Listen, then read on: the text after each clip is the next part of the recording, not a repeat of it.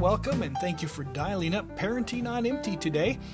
Tammy and I are always thankful for the folks that listen in, because that means we are not the only ones who feel like you've run out of gas on the parenting expressway and you're looking for a way to push this parenting heap off the road before you get run over by some huge how to successfully parent semi-truck. Recently, we visited some good friends who live in our area, Brian and Renee. We sat down with them and had a roundtable discussion about their philosophy of parenting. Brian and Renee both said that they were raising adults, which is kind of an interesting statement to me. That's why I decided to give this podcast that title, Raising Adults. So we're going to jump right into this discussion. Hope you're encouraged by some of the things they have to say and perhaps inspired. And thanks again for giving us a listen. Brian and I are intentional about what we want the outcomes for our children to be. So we've thought a lot and talked a lot about the fact that we're raising adults and not children. We're raising these children to become adults, and the kind of people we desire for them to become are people who are passionate about whatever gifts God has already given them. We want them to have those attributes of kindness and operating out of love for God and love for one another. And so when everything in our lives, all the decisions that we make, whether it has to do with work or where we go as a family, or if somebody goes to someone else's house, is usually read through that filter initially. And it's become kind of a habit. So if a kid is tattling, let's say a kid tattles on another child, and maybe the child they're tattling on is being naughty, my first question to the kid who's doing the tattling is what they're doing going to hurt them or somebody else? And if the answer is no, then I'll say, then why are you tattling on your brother and sister? What's wrong with your heart that you're wanting them to get into trouble? So what's worse, them doing something wrong that they may or may not get in trouble for, or you wanting for them to be punished? And so having that filter of love drive our actions is just all-encompassing in the way that we choose to interact with work and kids. It's important when you talk about end result and whatever it is, whether it's family or whether it's work or children as they grow up. Renee saying we have an end result in mind for them. It's important to keep in mind that we're not living vicariously through our children. We're not trying to say, well, you're going to be a doctor because doctors make a good salary or they have security, or you're going to be X, Y, or Z based on what we perceive would be best for you. It's not a control that we put in place to dictate what they're doing with their lives and where they're going to go. Too often, and I've experienced different things with different people in different relationships where you see the negative results of those type of decisions, where you say, this is my plan for you, and I'm not going to take your opinion into account. I'm just going to say, this is the best path for you. Now stay on that path and you'll be all right. And there's a lot of error that comes about in that thought process, and you see it a lot in parenting because it is easier, especially for us with 5 children. I'm not saying it's any less difficult for parents who have 1 child or 10 children, but it's difficult to look at your child, and when you do have to balance work and social relationships and social obligations and other family obligations, and say, I'm going to give you the freedom to go and do and experience and grow and do all these other things, because with that freedom there's a lot of variables that are outside of your control, and it's much easier to say, do this, I can manage this, and now you're in this path or you're in this groove, and I don't have to worry about all the other variables that are going to affect the other areas of my life that I have to keep harmonized and in balance. And so when Renee says we have an end result in mind, it's not that we've set control in place. to put them at a certain financial place or a certain career place or a certain specific outcome in that regards. It's like Dave says, a philosophy that we're living by, where we are speaking into their lives, giving them opportunities based upon their personalities, based upon their input, and saying, well, we know you have a passion in this area, and so we're going to try to open up doors in that direction. But bear in mind, as you go that way, that our philosophy is that we want to have households of peace and communication, that we're going to filter everything through our faith in Christ, that it's going to be based upon the love that we see and the example that we've drawn out from Scripture. And so every decision that we're going to make as we open up these doors is going to be filtered through those philosophies, in taking a look at, if we go down a certain path. I have this discussion, especially with our oldest child now, all the time, where I say, as you're now becoming a very young man who's got all these opportunities in front of you and all this potential, you really have to think into the future as far as what type of father you're going to be, what type of husband are you going to be, what type of worker are you going to be. And all of these things that we've been teaching you kind of lead in that direction, and that's the result that we're looking for, as a guy who's going to be a good father, what that looks like, a good husband, all of those type of results, regardless of what he's doing. Yeah, that's what we're talking about. We have a long-term vision. It's not just survive today. For a lot of years, especially when the kids are really little, it is just, if I can get through today. Get through the day, exactly. Everything's going to be okay. Victory! We didn't have a wet pair of pants or, whatever. Nope. But really our vision, even when they were very little, was to develop that loving thinking of others first. And everybody has a sin nature, and everybody, including ourselves, are selfish. But teaching our kids at a young age how to recognize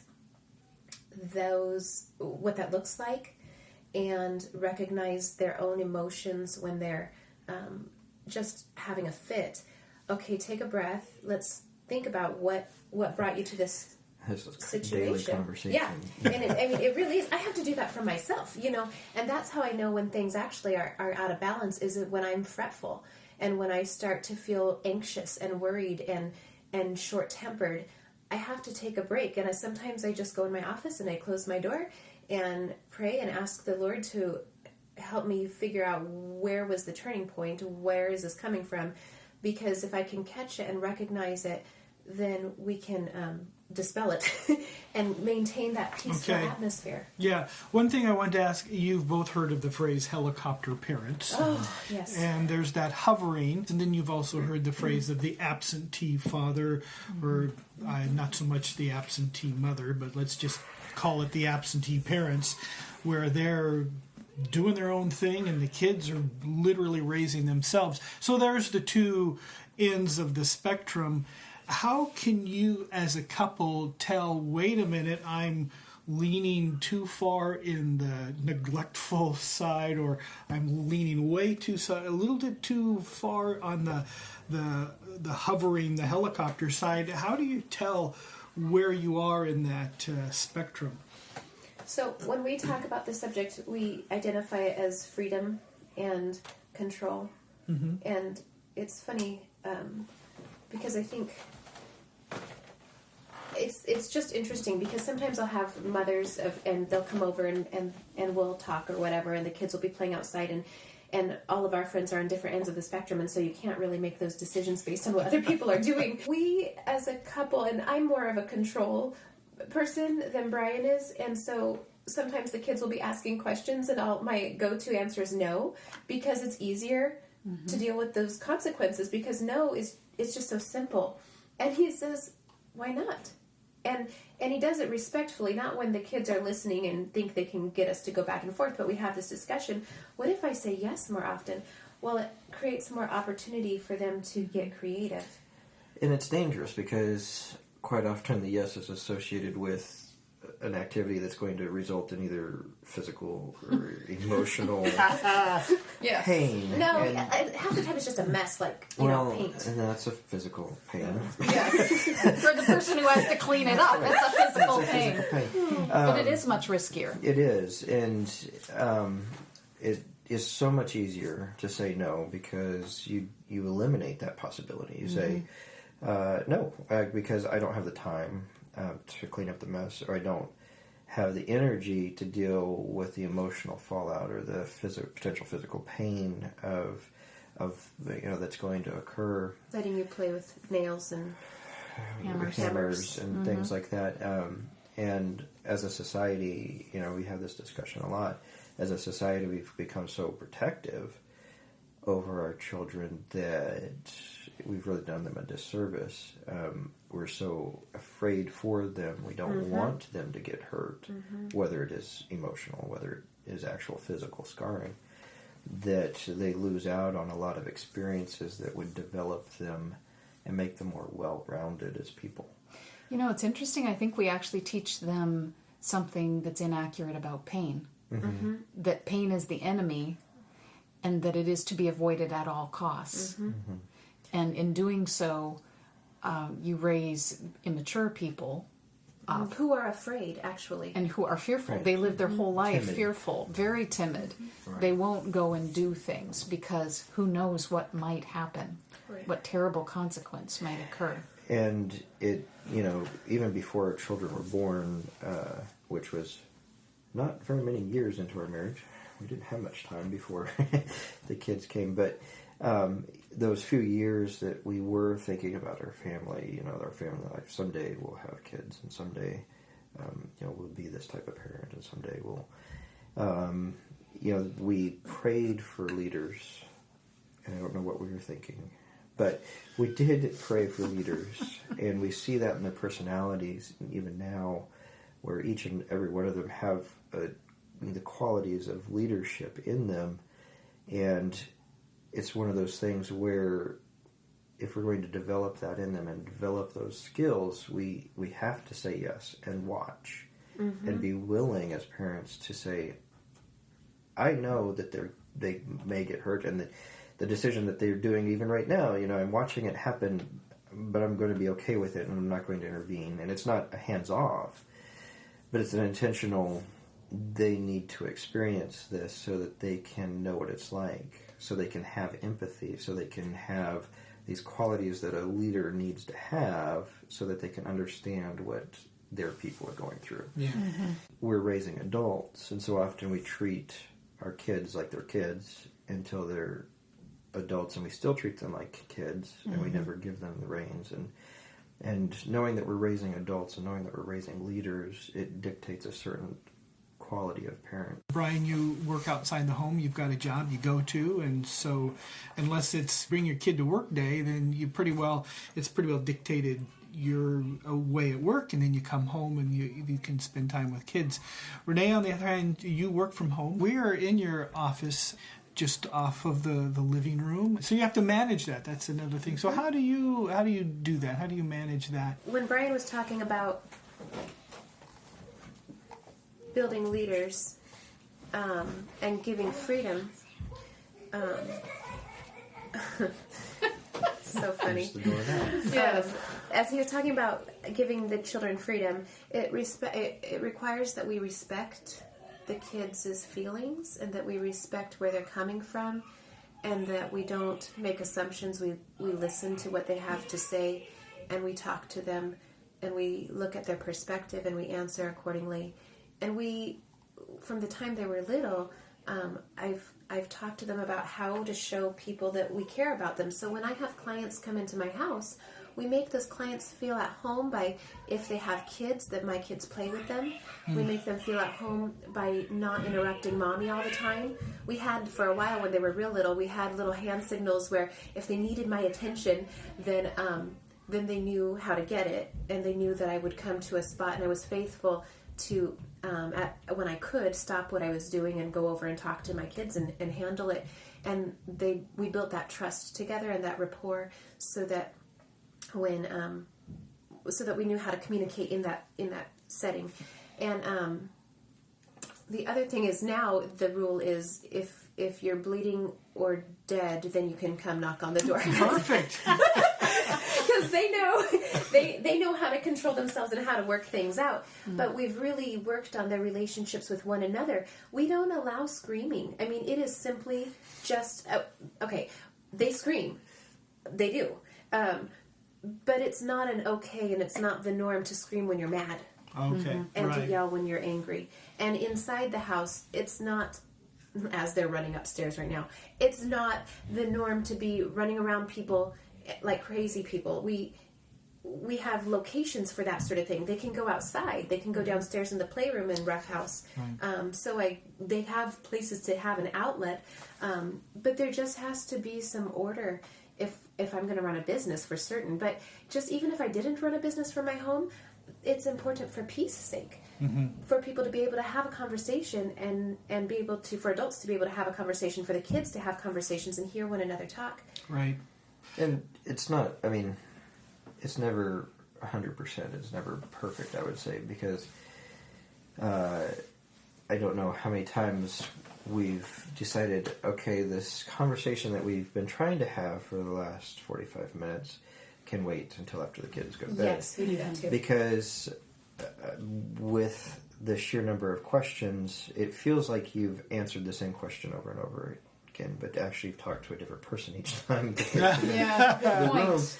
And eventually it's kind of like, well, I don't remember, or I don't have the energy to carry on the conversation between us. And it's a very important, because obviously the kids need the attention at those moments to say, okay, well, we'll set our discussion aside because it's required right now.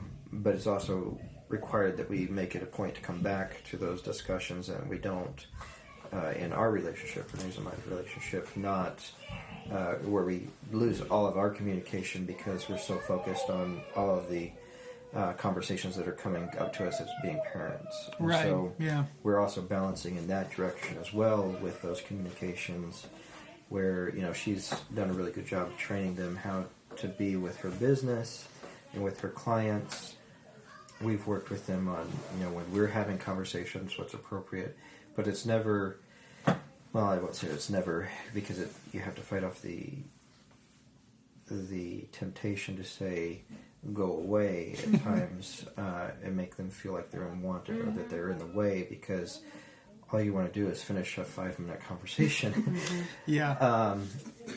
But sometimes that is more pressing, and you table a conversation, you move on to something else, and you resolve the issue completely, knowing that if I don't, I can't come back to the conversation that I'm trying to have, because there's just going to be continued interruption into that. And so dealing with things calmly, collected, knowing that our filter is that we want peace and love in our home, dictates how we deal with that. And so we deal with it completely and come back. And it's really hard at times, because the natural instinct is to get flared up and irritated and frustrated, because we're just trying to have a 5-minute conversation that could be done and moving on with life, but I can't because there's I've been interrupted 10 times. Right. I work from my home, and I have an office studio, and my daughter today was saying, can we play Monopoly? And it's only a 4-hour game. Yeah, unfortunately it's the Monopoly Junior, which is shorter. Yeah, it's the junior Monopoly, so I know I'm only into it for about 20-30 minutes. And I said, sure, let's do that, but I have a project I just need to finish up a little bit, and there was a tag I had to put on the end of this video. I'm working, it's an instructional video. So I go to put the tag on, and then I'm listening to the content, and there's no audio at all on the whole thing. And all of a sudden, all the bets are off, because now I'm in panic mode. Why is there no audio on this? And so the last thing I'm thinking of in my mind is going to play Junior Monopoly with my 7-year-old. I'm thinking, okay, there's a deadline on this project, and I don't know why there's no audio on this. And so eventually, and I, do some things and do a restart, and it all works out. But if you have that mindset, if you are under pressure and you have jobs that can create that pressure, and it lasts for more than my little panicky moment did for 20 minutes, how do you manage that pressure those kind of pressures and still say, you know, I'm just going to stop, smell the roses, and just spend some time playing Junior Monopoly with my kid? I regularly stop throughout my workday and go play with the kids for blocks of time. And it doesn't even have to be big blocks of time. But I find that if I don't, it's worse in the long run. Because, here's part of it is that different children perceive that they're being taken care of differently from one another. So while our whole entire family might spend a whole Saturday at the creek and playing, in mine and Brian's mind, that is meeting the need of family time. But then the next day my daughter says, you don't ever spend any time with me. Like, what are you talking about? We just spend... But for her, she needs some one-on-one with Mom. I mean, she just needs me to paint nails or to do something a few times a week. And if I don't, then she starts to tell everybody that I work all the time and I just don't have time for her. Because that's how she feels. Yes. I know it. And it's absolutely not the truth in my perception, but if that's how she receives love, then that's how I need to show it to her. Because there's no good result if I don't. Yeah. And there's a time and place for everything too, and sometimes kids don't realize that. But even from early on, you know, our youngest, even now up through our oldest, we've kind of, because Renee and I, we are different, if I could say that, in that, yes, I do work outside of the home, but it's a very flexible job. So there's a lot of times where I'll be home and present. I may still have work that has to be done, but I can kind of step in and say, okay, let's go do something, or not. But we've always taught our kids that there is a place for leisure and for building those relationships and spending time together, but that work is also important as well. And there's times where it just won't work for us to stop what we're doing. That there might be a deadline. Something will go wrong. Things have to be dealt with that are out of our control. And there's been times where it hasn't even been work. It's been friendships or other things where, and it opens up other opportunities to train the children about real life, as opposed to saying, okay, it's all about us. It's all about, your needs right now or my needs right now. There's this other need that's outside of us that has to be dealt with. Mm-hmm. And so it opens up these windows of opportunity with your kids to say, thinking about last year, we had these plans to go with our kids to spend time. They're all looking forward to it. I think it was, in fact, to go to the creek, because that's kind of one of our favorite pastimes, is to get out, get in the water. It's hot, it's summer. We're almost to the creek, and I get a phone call, and it's a close friend, a couple of ours. They have a younger baby of their own. They're out at the coast, and their car died. And so they're a good hour and a half, 2 hours away. And,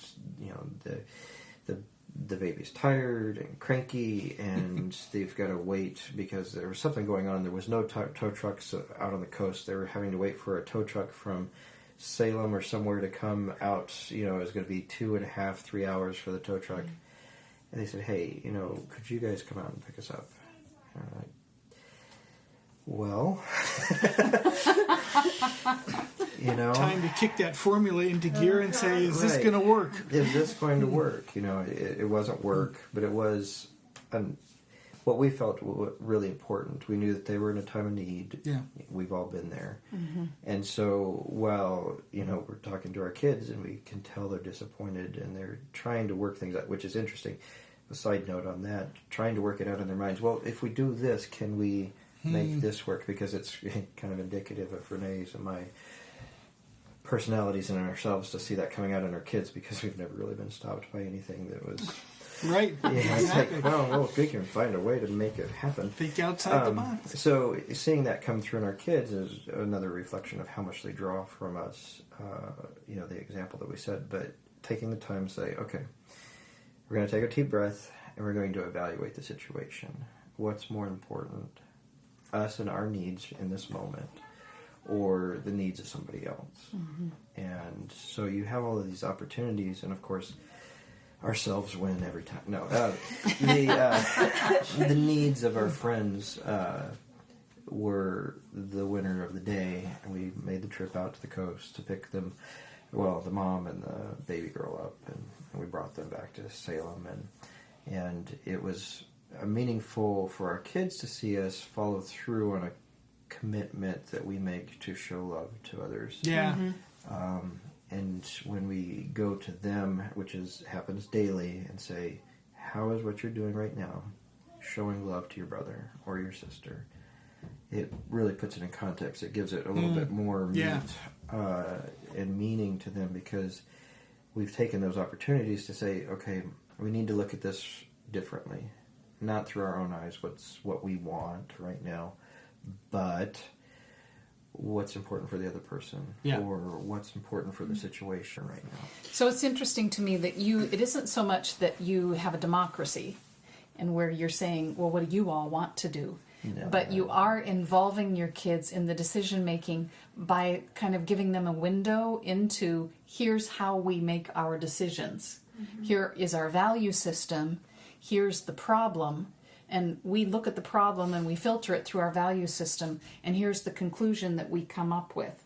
And it isn't so much that you take a vote and say, now, what all do you want to do? Right. It's just you are being really open with them and letting them see, rather than just being autocratic and saying, well, forget it. We're doing it. You're in the car. Just shut up and hold on tight. It's the thinking out loud. And earlier in the evening, before we started recording this podcast, you guys were talking about a friend that were really struggling with their parenting, because they did a lot of talking parent to parent, and the kids seemed to do a lot of talking about them amongst themselves, but there was never any parent to kid or kid to parent conversation.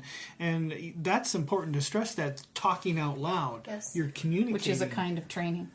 Before we leave, I wanted Renee to address something. She had talked about one way that she involves her children and trains them at the same time, but involves them in kind of the family process and coming together, is in the maintaining of the home. Cleaning the house can be a long, onerous process if it's just the parent doing it. Yes. And so she has come up with a process. It's not world-changing, but the thing is that you approach it in a very structured way, and the kids, no matter how young they are, they're all participating in it, and it's the same thing every week, so that they get into this routine. Right. Why don't you explain it? So I looked around my house. When we moved, I noticed that the kitchen was so grimy. Oh my goodness. And I thought, really, why didn't I ever wipe this area down? And so when we moved into our new house, I thought, I really want these certain things done. And then I took all of those tasks and I broke them up into each day, 6 days a week, and then put it on a little calendar. And I just have a little whiteboard in my kitchen. And so it'll say Monday, bathroom day. That's all that's on the whiteboard.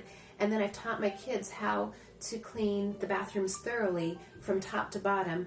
And so on Mondays, we divide the kids in the bathrooms up, and we clean bathrooms it takes about a half hour, and then we're done. They wipe down the bathrooms during the week a little bit, but no deep cleaning. And then on each day of the week has its own day. So Wednesday, wipe down day, where they wipe down the baseboards and we wipe down the windows and we do anything involving wiping down. And every day has its own task so that we can all get it done. And it's interesting because even now when they complain, because they do, and they'll say, I don't want to do this, or can I do this later? I say, why are we doing this? And I ask them questions. Why are we doing this? So we can have a nice house. Do you like having a nice house? I like having a nice house. Like, how does God want us to take care of our house? Does He want us to treat it poorly, like we don't care about this gift that he's given us? Well, no, of course not. He wants us to. And so sometimes it just takes a little bit of conversation, and we just hurry and go real fast, and we turn up the music super loud, or we turn on the timer and make it a race, and just get it done. Because otherwise, all my life gets bent out of shape. I have people coming in the house often, all the time. So it really does have to be neat and tidy, at least in the living levels. And I want the rest of it to be tidy. And so it's just helpful. And it involves them and teaches them how to do everything that they need to do. Which brings us full circle to what you said at the very beginning. And that's that you said we are training kids to be adults. That we're not just raising children to become bigger children and expecting them at 18 years old to suddenly, oh, I get it now. I know how to be an adult. That you're training them how to accept adult responsibility and how to think like an adult and how to behave like an adult, and in learning how to take care of a home and to recognize that that's part of just a responsibility of being a member of the family. There's philosophy out there that kids should be kids, and why would I want to burden them with all this other stuff? And humans are selfish. We are selfish beings, kids included. And and She's delusional. And our house is a joy-filled house. It's not rigid. We have jobs that we all share, and we do them quickly and we get them out of the way so we can go on with other more fun things. The kids play and they're creative and it's fun. I read to the kids and the kids read to one another, and it's just a joy. And it's a joy because we on purpose want them to have that peace.